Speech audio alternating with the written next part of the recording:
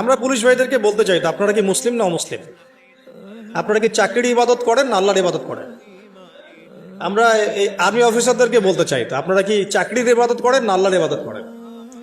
র্যাবের লোকজন যারা আছে, ডিজিএফআই, র্যাব, এনএসআই, আপনারা কি আসলে চাকরিকে ইবাদত করেন, চাকরির ইবাদত করেন না আল্লাহর ইবাদত করেন? যদি আল্লাহর ইবাদত করেন তাহলে সাতেমে রসুলদের পক্ষে তো আপনার দাঁড়ানোর কোনো প্রশ্নই ওঠে না, আপনি ওখানে ডিউটি দেওয়ার তো প্রশ্নই ওঠে না।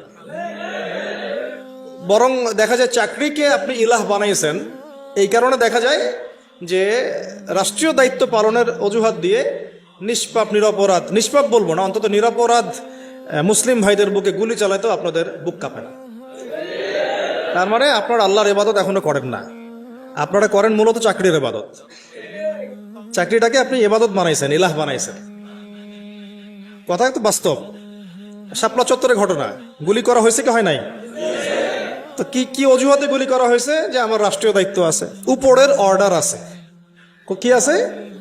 তো উপরের অর্ডারের উপরেও যে আল্লাহ আছেন সেটা আপনার মাথায় থাকে না? উপরে যে অর্ডার দিচ্ছে যিনি, তার উপরেও যে আল্লাহর অর্ডার আছে সেটা মাথায় থাকে না আপনার? তার মানে আপনি কি আরশের মালিকের ইবাদত করেন না, বরং আপনি উপরের মালিকদের ইবাদত করেন।